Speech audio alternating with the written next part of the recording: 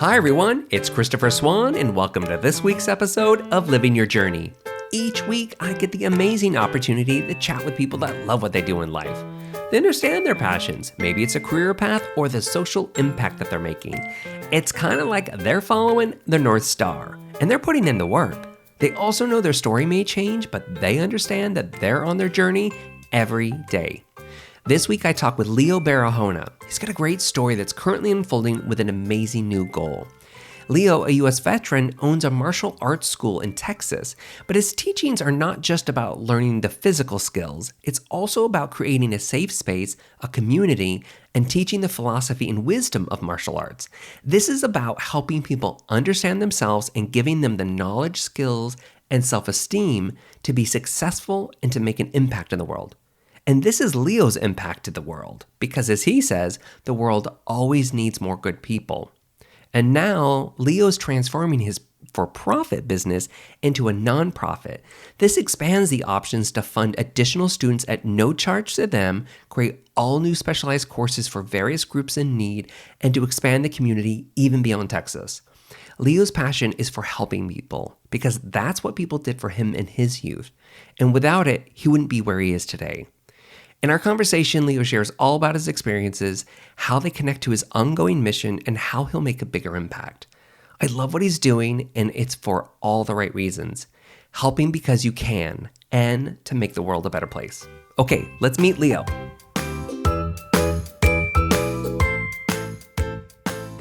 You have a really fascinating story, and this is why, obviously it was great to catch up, but this is why I, obviously reached out and said, hey, tell me more about this GoFundMe thing you're doing, because I wanted to talk more about it. But before we jump into that, let's start with your current business.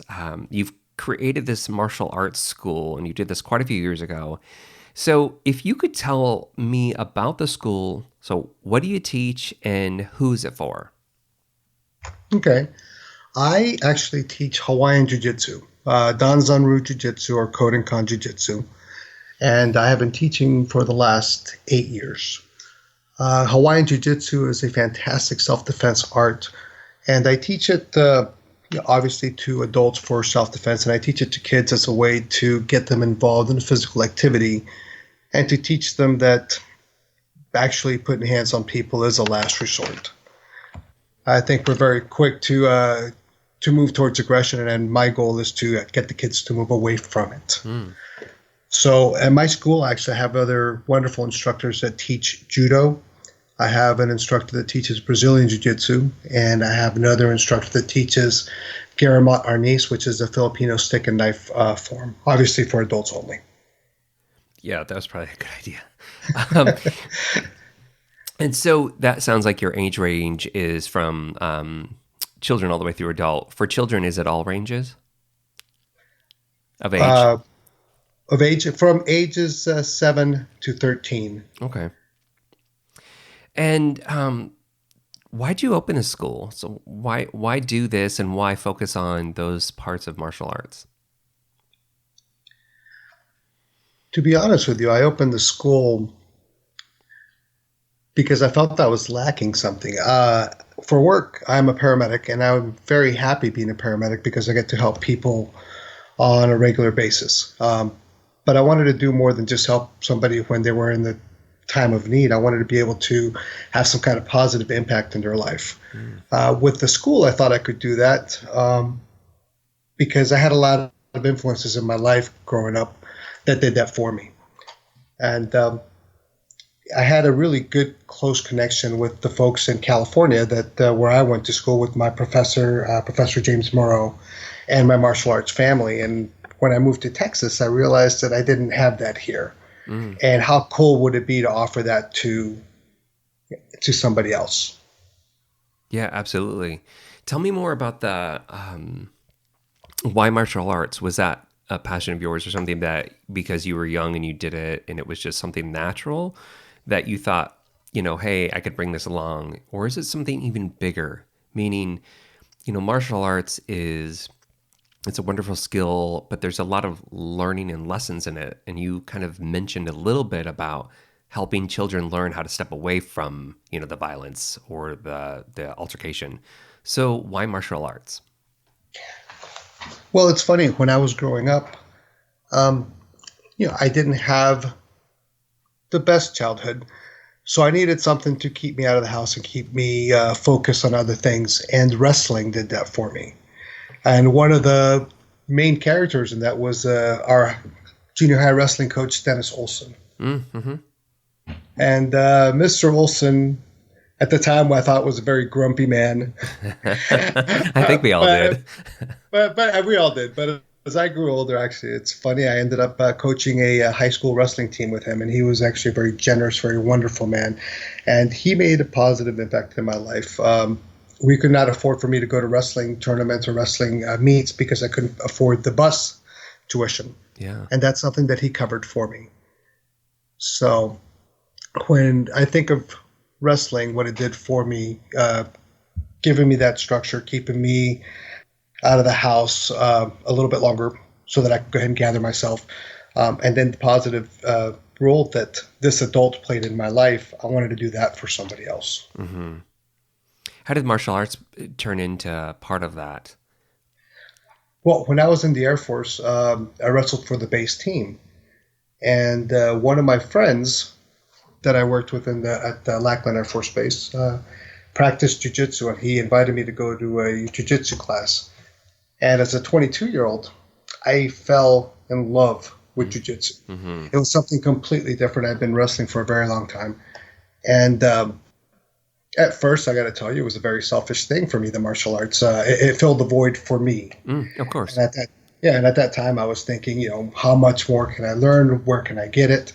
And it was part of just being part of something bigger. So as time went on, and I got to a place where I was comfortable with my martial arts, I wanted to tell everybody about it, as we do with everything. Right. And when I was at a point where actually I could do it in a manner that I could pass on knowledge, my wife and I decided that we should open up a school. Mm-hmm. Just knowing your past a little bit, well, actually, I had to research some of it because there was this gap in between that I don't know about you. But, when we talked the other day, I heard this from you, but I also looked at some more information. You have been giving back or, making kind of an impact in your communities or the people that you are connected to for a while. You mentioned earlier, you're a paramedic. I mean, clearly you're doing something really wonderful there. Having a school, you're not just teaching a skill, but you're helping kids do a little bit more. And I'd like to dive into that later. But I also know that you volunteered for like Meals on Wheels. I think there's something around disaster response coordinator for Angel Staffing. I saw something like that. I started to really get this picture of you, Leo. And this is what I thought was so fascinating is that, I think we could easily look at you and say, oh, well, you got a martial arts school. Great. Good for the community. But I think there's a much bigger story there. And it really resonated. So here's the thing, it seems like giving back or making that difference really matters to you. And I'm curious if you could tell me more about that. Like, is that true or is that a driving force for you? You know what? It really is actually. As a paramedic, when I did my paramedic training in California. And I got to do a lot of my ambulance ride-outs in my hospital time in Oakland, California. Mm. And at Highland Hospital and working on the streets of Oakland, and not just Oakland. I worked at Oakland and Salinas, but there was a need. There was a need for people to have resources that they were just not getting, and I recognized it. And I just didn't know how to go about helping them. So that's one of my first introductions to wanting to help folks. Was it about seeing the need? It was because I think we all get lost in our bubble and think about how hard our life is because the steamed soy in my coffee was not hot enough, and we kind of forget and lose sight that there's people that truly have need. When you walk into people's homes and you realize that they've been hoarding forever, and that this is a mental condition, or the fact that you open their fridge to look for medications and there is nothing there, but you still count 5 children. Yeah, there's got to be a way to help these folks out. Mm-hmm. So, well, I'd love to ask too, because you mentioned this on the phone the other day too. You had said something about, and this was in reference to you being a father later in life. So I'm going to ask if this relates. You talked about you felt like you kind of grew up late. You know, like it was probably perfect timing to have a child later in life because you were maybe hit a seasoned part of adult life later. Does that connect at all to this kind of growing interest or visibility into seeing how you could help people? I believe so. I believe that when I was younger, yeah, I was selfish, and not necessarily selfish. I was just still learning who I was, and it took a while for me, probably a little longer than it takes a normal person. But once I figured out where I was and who I was, I realized that there's other people that were like me that did not have the support that they could have had as younger individuals. So how do we get people on the right track?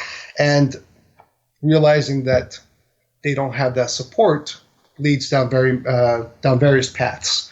So how do we get people on the right path or a narrower path? And are you saying too that resonated for you because that kind of maybe felt like that was part of your story? Absolutely. Yeah, that's why I asked, because I wondered if there was a connection there, because I can't help but think that others who may be listening or whatever, that they too may go, yeah, I know that story. Like when you said selfish, it's funny. It's I mean, that's such a negative connotation to that word, but I think there's real truth in it too. Like you said, we're just in our own bubble, right? We maybe just don't see further along, and once we kind of have that awakening, we can see it a little more. That's why I wanted to know about that, because your background, you're doing so much. I thought, gosh, is that always the case? Have you always been like Mr. like kind of amazing and could see the world like that? Or, did it take you a little bit like some other, like just the average Joe to figure it out? I wish I could say it's always been like that, but it's not. I think it's funny. Part of it is my ADD. I have found out as an adult that I most likely had ADD. Which makes perfect sense in my life now because I can't sit still. I like to take on, new challenges and new projects. And where before it was a hindrance, now I can't wait for the next opportunity to do something bigger and better. So, yes. And let me just make a segue real quick. Sure. I have a very understanding wife. My poor wife puts up with me, so I appreciate her. So no, I get that. I'm sure I relate to the ADD or focus specific. So I do understand the people around us that have to support us for that. Well, let's jump into the topic that I really want us to get into. And I thought that background would be a little helpful. So like I said earlier, we reconnected because you have this GoFundMe that you just launched just a couple days ago. And this was to, you launched a fundraiser to help fund this new school. I don't want to give too much away because really I want you to describe it. So can you tell me about what the GoFundMe account or the fundraiser is about and why you're doing it? Absolutely. The fundraiser has a couple of points to it. And one of them is we want to take our business, our for-profit business, and turn it into a nonprofit business so that we can go ahead and help more people with it. And the way that we would do that is by being able to take grants and donations and make services available for our students. The other part of the GoFundMe account is to purchase our own building. Unfortunately, most of those things here in Texas are on leases, so most of our contracts or negotiations for buildings are on leases. Mm-hmm. And I'm on my second building.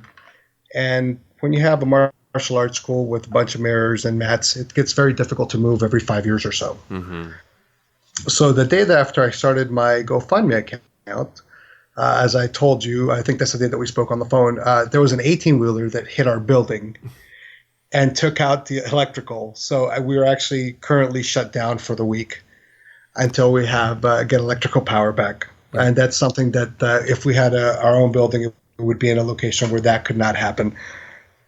Yeah, that's crazy. Well, you know, let me back up a little bit too and just say, because we didn't touch on this, in your school currently, and I think you mentioned this to me the other day, is why this nonprofit kind of really helps out. And you're going to dive into that, I'm sure. But even in your school today, you are serving some of your students or even like kids at risk, and they're being funded just like you were when you were younger. So it you know, I don't want to put words in your mouth, but it just seems supernatural that you are like, hey, we want to do more. So I'd love for you to talk a little bit more about, so what are you doing today, and how does that translate into, we want to be a nonprofit to take these, you know, help with corporations to take funds and do more? What does that look like? Well, we are actually have quite a few students that have come to our school for free just because parents have gotten into a financial situation where, you know, they had to make a choice.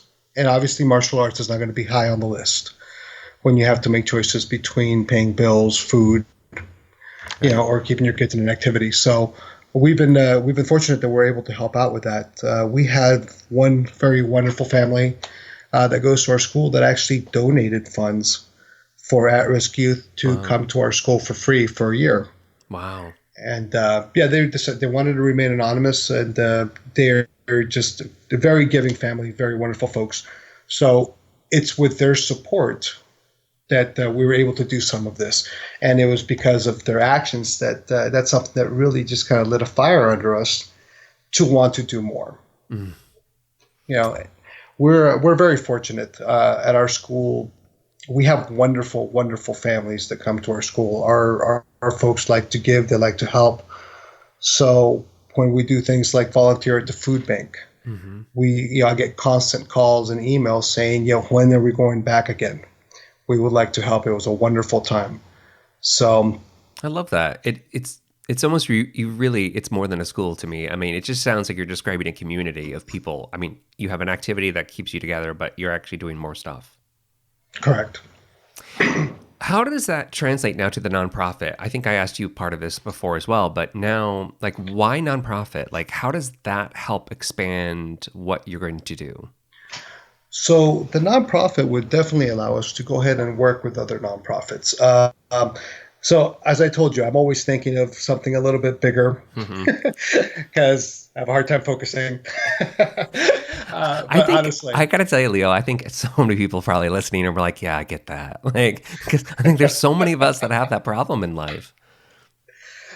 Well, in Danzanryu Jiu-Jitsu, we have multiple organizations that teach this system, and they're all nonprofits. So eventually what I would like to do is, as this grows, I would like to network with these organizations and see if we can start a scholarship fund, not just for people here in New Braunfels, Texas, or Schertz, Texas, but how about the folks in Santa Rosa, California? Because there's a school in Santa Rosa. That's my hometown.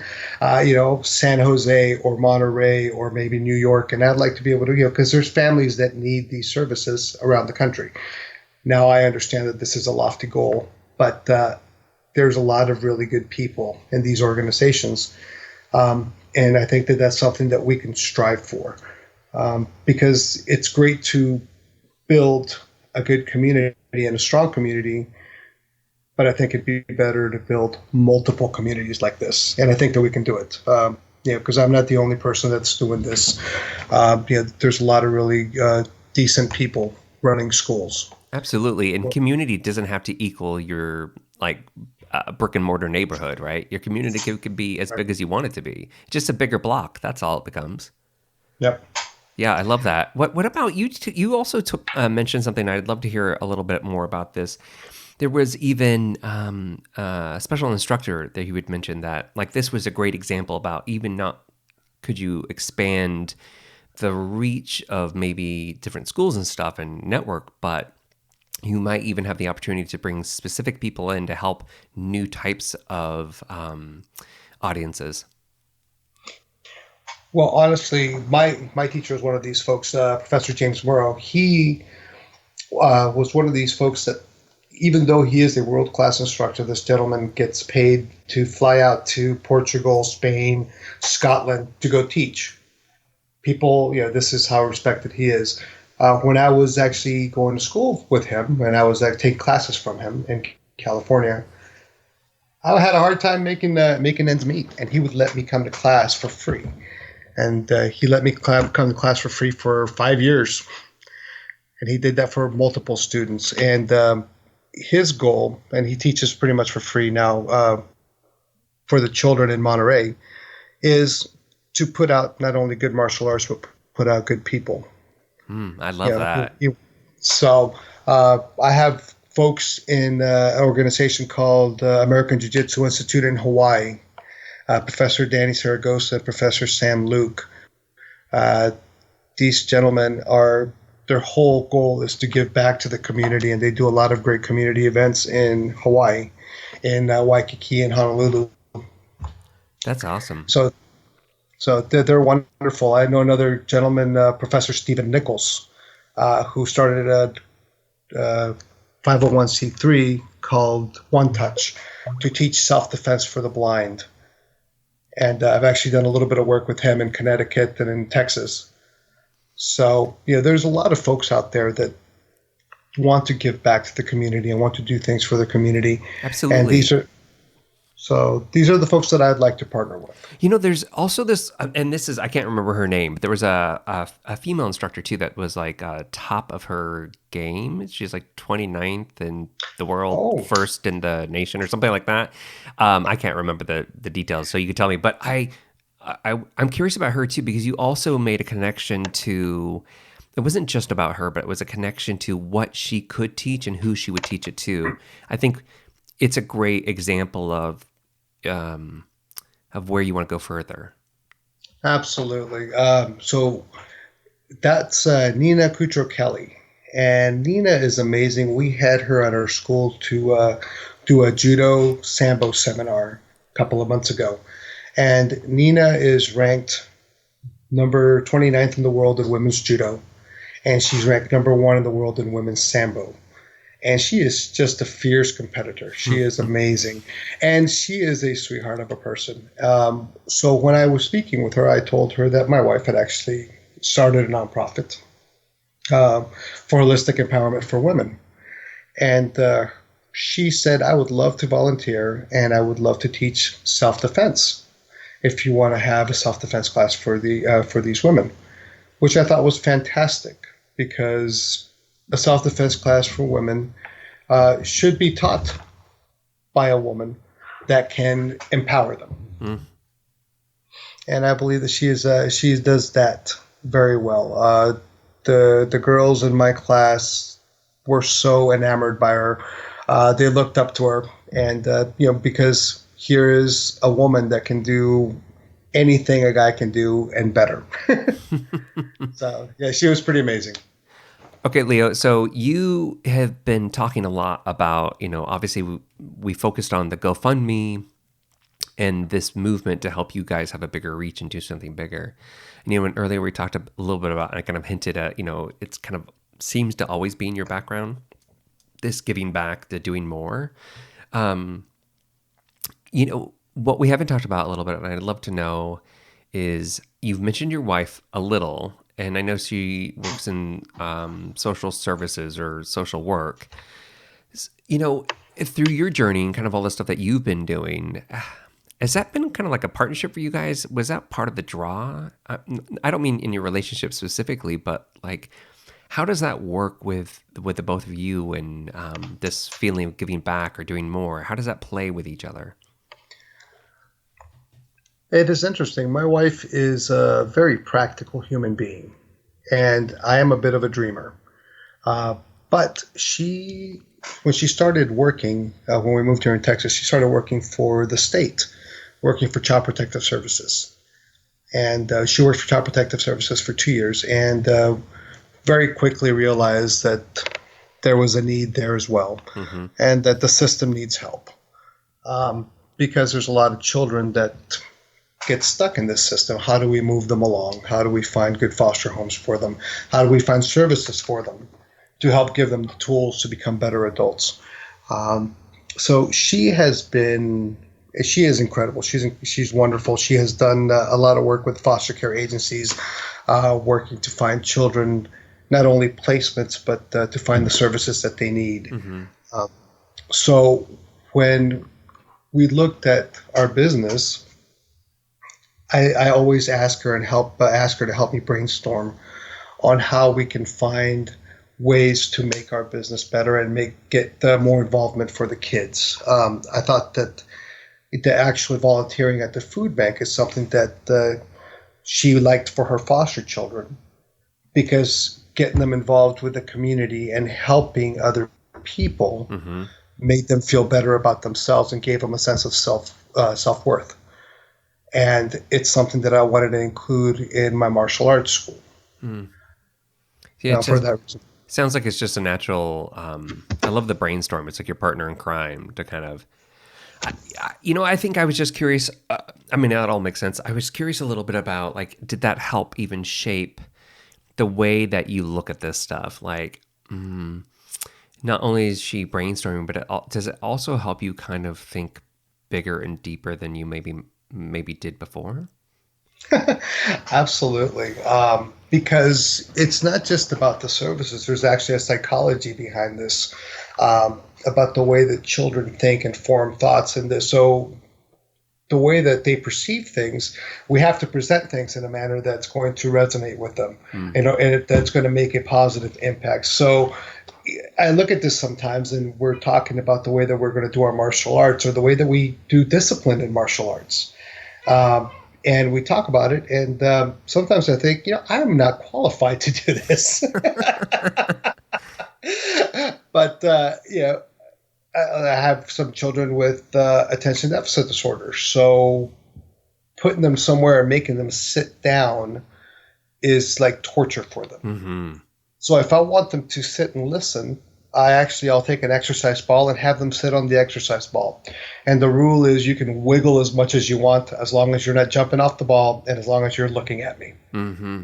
And it's been working great. So these are things that ideas that I get from her, okay, because of her education and her background, to make our school function a little bit better. I know your wife loves me right now because I've totally framed her as being awesome, which she clearly is. But I think it makes sense. I wanted you to unfold that a little bit for us, because I think there's some truth about you can't do it all on your own, even if it's not a spouse or something like that. But it just, so many of us are affected by our, or we're influenced by the things around us, and that can help us in a really positive way. So that's why I wanted to see or understand how that has worked for you. Well, this has been a total group effort. Honestly, my parents have been a huge support. My father is a professional photographer, and he has come in and he's done a lot of our advertising photographs. He's done all of our promotion pictures. Which is nice, because he puts them on the website and the kids get them for free. Mm-hmm. The families get them for free. That's awesome. Yeah, absolutely. And it's, it's about making them feel like they're part of something. My mother has baked a couple of cakes for our promotions, and we've had other people in our school that have baked cakes for our promotions. My father-in-law is a master carpenter. And that poor man, I have worked him to death every time we move into a new place. He asks me what I want, and I give him a vision, and he makes some of the most incredible things and puts together some really nice things. And my mother-in-law is probably one of the most supportive people that I have ever met, and she has been nothing but wonderful. And she does a lot of hard work. She's there. Yeah, they're either helping pound nails or helping me decorate the place, move stuff around. So it's not been just me by any means. Yeah. It's definitely a group effort. That's important to know that. Yeah. Like, we can't do it on our own. Now, here's something I'm curious about, just because we've talked so much about, kind of learning this on the way. You've been focused so much on this kind of impact and such. When you were younger and you were thinking about, like, you had joined the Air Force, you were in that for a while. I mean, there was things you were doing. At that point, did you even know where you were going? Like, did you know, meaning like, oh, I'm going to focus on, it was obviously martial arts because you just got into it then, but what did you know that there was a bigger calling to give back, or like, because what I'm curious about is like, how did you kind of discover this journey of, hey, I'm going to do this bigger impact thing, or just do something that feels right? You know what? To be honest with you, it was a little bittersweet. Um, I was stationed in Tinker Air Force Base in Oklahoma in 1995. And that's when the Oklahoma City bombing happened. Mm. And I lost a friend of mine in the Oklahoma City bombing, a girl that I worked with, Lakeisha Levy. And it affected us in the lab quite a bit. And a couple of us volunteered at the bombing site for a few nights after the bombing happened to help retrieve bodies and help remove rubble. And it was actually during that time period that got me interested in the disaster response and helping other people, because there was a lot of grief at that time. Yeah. At that time, it was the largest domestic terrorist attack in the United States. So I worked at that bombing site for a few days, actually a few nights. And I remember just looking around and looking at this big crater on the ground and looking at half a building being gone and all these people that were hurting and wondering what I could do. Which, interesting side story, the Red Cross had a wonderful setup at that site where they supported the guys from Fort Sill, the Army guys and the Air Force guys that were there. And they were extremely supportive, gave us what we needed, food, supplies. The lady that I work with at Angel Staffing, who is Kathy Gallagher, she's the COO of Angel Staffing. She was a nursing student in Oklahoma and a volunteer for the Red Cross. And she worked every night at that Red Cross tent. So our paths had crossed in 1995, and we actually did not meet again until 2010. So there was just kind of an interesting connection between her and I. But I think that would have been the point that I said I wanted to do a little bit more. Yeah, that obviously makes sense, and it sounds. I mean, that was a really tough period, especially for like yourself that are so connected to it. And it is a bittersweet, but it does sound like something positive for you came out of it as well. And I also love that you just mentioned how you met the CEO of Angel Staffing, like, and that connection. I think that's a point, at least for me.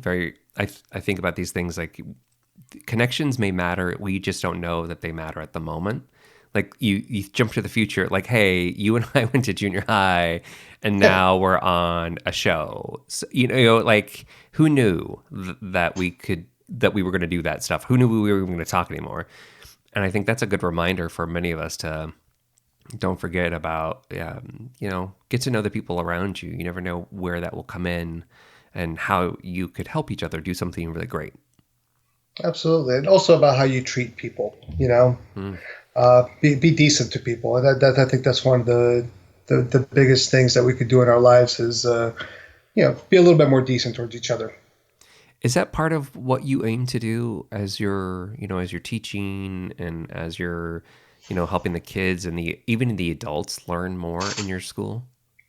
Oh, absolutely. I am very blessed, and we say this quite a bit at the school. Is we're very happy because we don't have meatheads, and we joke about it, but it's true. We attract a certain type of personality to the school. We're a very family-oriented place. We're not a fighting gym, and there's nothing wrong with fighting gyms. Obviously, they fill a need, and people who want to fight need to go to a fighting gym. Yeah. We're not that. We're a place where you can feel safe, a place where you can learn an art and learn it well, and you're going to get good instruction. You're not. You don't have to be afraid that the first time you go in there, somebody's going to beat you up, because that's not what we're about. So we have a good group of folks. I work with My other instructors are phenomenal people. My students, I have a couple of students who are black belts in their own rights, and one of them is a math professor at TLU, and another one's a senior loan advisor for a mortgage company. And these gentlemen take time out to come in and teach martial arts early. They come in early to help tutor people. My math professor comes in early and does free math tutoring. Gosh, I love that random connection. But that's awesome. That's awesome that people are doing that. Yeah. And this is so these are the kind of folks that we have. And it's nice because they've helped our teenagers out quite a bit. They've helped some of our younger kids out quite a bit. And it provides positive role models, which is one of the things that I strive for our school is, to be able to come in and look at some of these folks and go, this is somebody that I can look up to. This is what I could be. And I love that. I think that's the right way to be. I would love to know a little bit more about, this is one of the questions I sometimes ask some of the guests are, and I'm really curious about this just because I think your journey's been a little bit, it's very interesting. Just it wasn't like there was a straight line. Like I'm going to go to school to do I'm going to become a doctor and I'm going to go to school. I'm going to focus on that. That's super great and positive, but that's like a straight line and you can kind of figure that out. But this is, you've kind of maneuvered and there's been areas of gray probably. So what I think is really fascinating about that is you had to do a lot of discovery. And Absolutely. And I think there are probably people out there that, there are a ton of people that are doing great things. We had a guest on our show, I mentioned her to you, that's in my local area that does haircuts for the homeless, and she does that in her spare time after her second job. And, I just think, wow, there's so many great people, and they don't always know where to start what they want to do.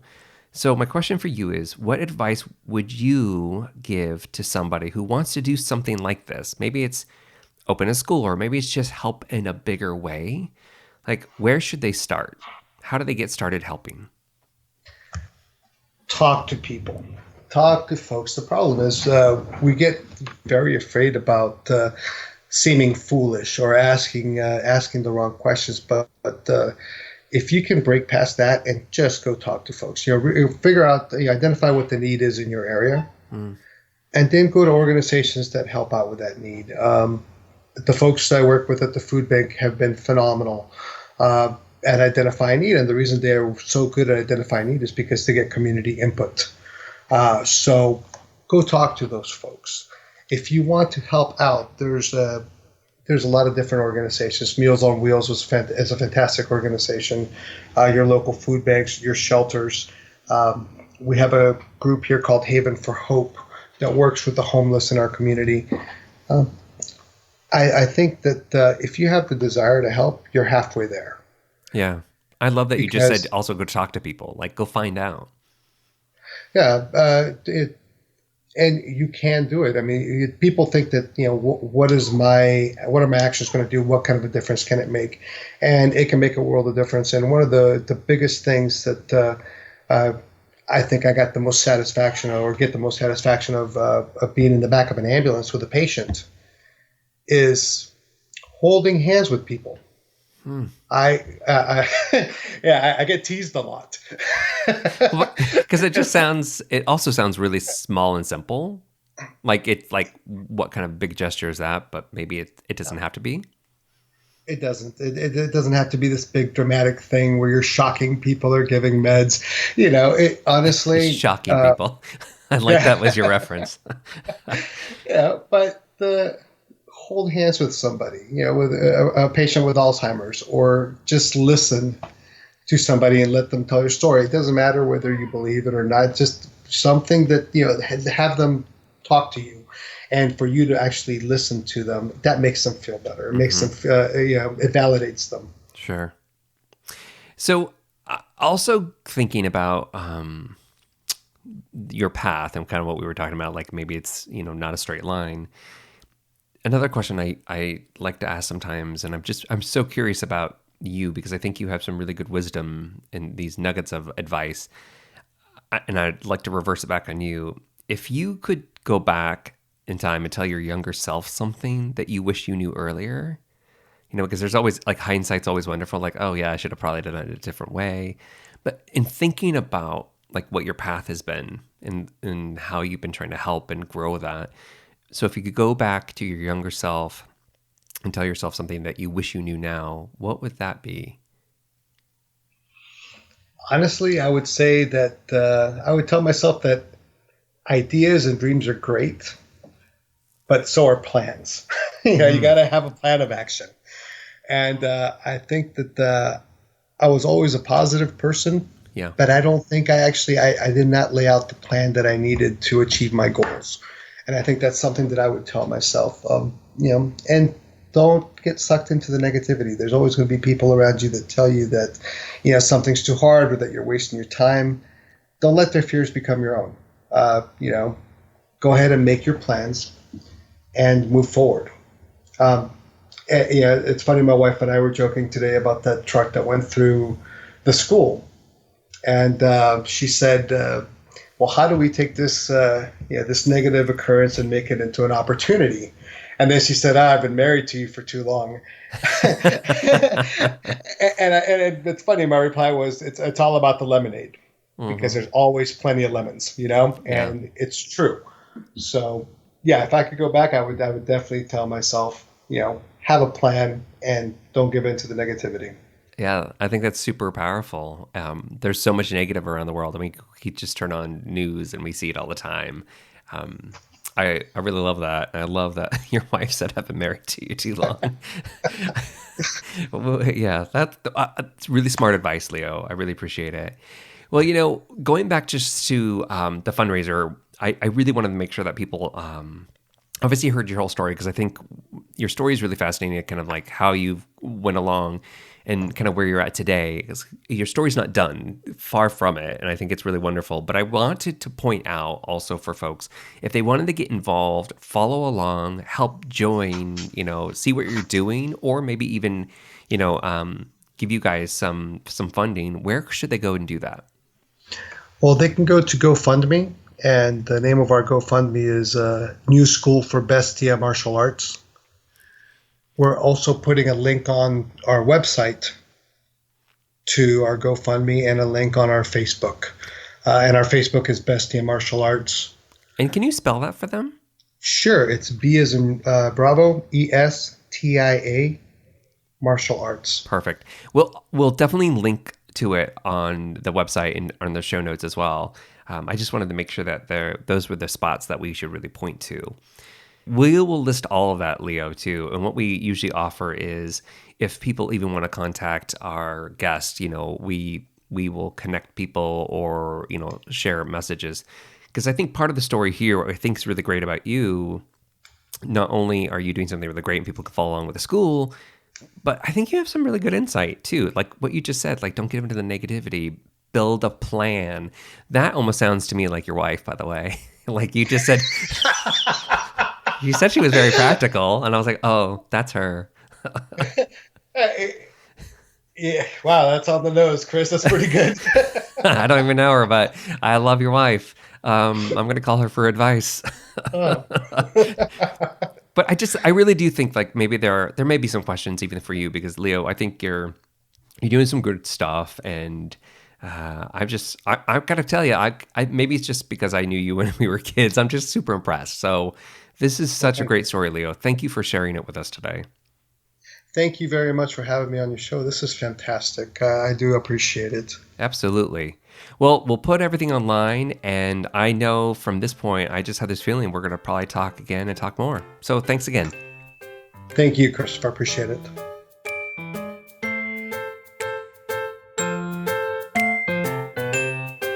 Now, over to you. Any thoughts or questions you'd like to share? Seriously, do you have any questions you'd like to ask me or the guest? We'll answer them and even get the guest to help us. So send us a message, use our Facebook page and email us there, or post a comment or question on the page, or tweet us at accidental info using hashtag LivingYourJourney. You can find out more about all the guests, links to their sites and social channels, and even bonus content all at accidentalinformation.com. Now, a couple favors. Go subscribe to the show and you'll be the first to get the download before everyone else. Also, take just a couple moments and head over to the show in iTunes or wherever you listen to podcasts and give us a quick review. Quick, easy, and I would love it. This totally supports us and it helps me bring in interesting guests each week and keeps the show going. Also, I love to read them and see what you guys are really thinking. Thanks for joining the conversation, and remember, Living Your Journey is available every Tuesday. Until next week.